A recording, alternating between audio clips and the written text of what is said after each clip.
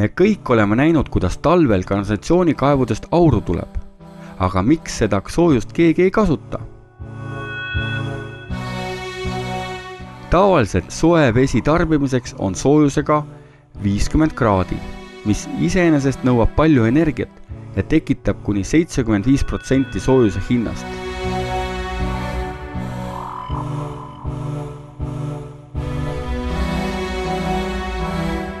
Kõik see vesi, mida me kasutame pesu ja nõude pesumise, vannitoas ja köögis, kahjuks voolab kanalisatsiooni. Keegi seda soojust ei kasuta, ta läheb lihtsalt raisku.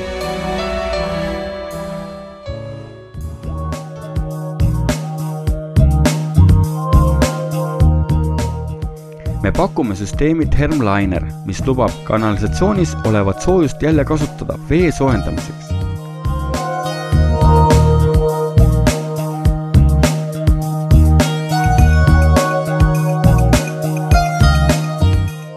See torusse paigaldatud tehnoloogia toodab umbes 4 kilovatti energiat soojusvaheti ruutmeetri pealt. Ta võib olla integreeritud torustiku diameetriga alates 400 mm ja vooluga vähemalt 10 liitrit sekundis.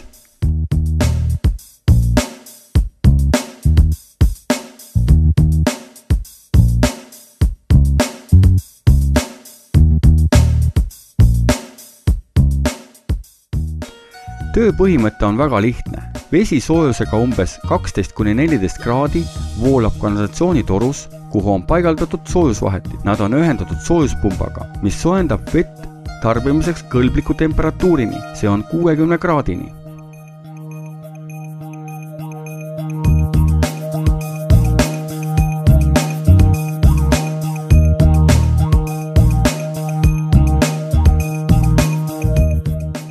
2006. aastal Thermliner süsteem oli kasutuses ühes Berliini koolis kütmiseks päästetud energia abil. 30 kilovatti energiat, mis on saadud kanalisatsioonist, polnud kaduma läinud. 2008. aastal süsteem kütab päästetud energia abil suurt korterelamut Šveitsis, mis asub kanalisatsioonitrassist 30 meetri kaugusel. Arvestades soojuse hinna pidevat kasvu, Thermliner on üks paremaid ökoloogiliselt puhtaid küttesüsteeme, mis lubab hankida soojust maa alt maja kõrval, aga mitte tuua kusagilt kaugelt, mis on saadud ainete põletamise teel.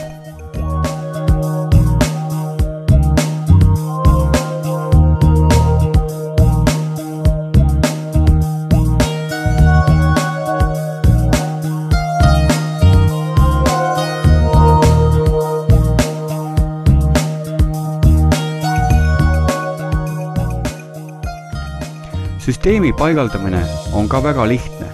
Vaja ainult valida kanalisatsioonitoru mõõdu järgi õige suurusega soojusvaheti, moodulid ja ühendada kõik ühte süsteemi. See tehnoloogia mitte mingil määral ei takista kanalisatsioonitoru tööd. Süsteemi on kerge monteerida ja demonteerida, mis teeb süsteemi väga mobiilseks.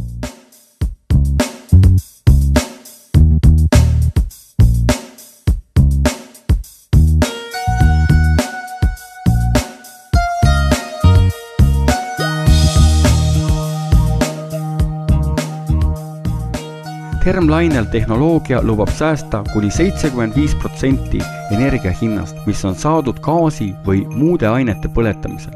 CO2 kogus väheneb ligi 70%.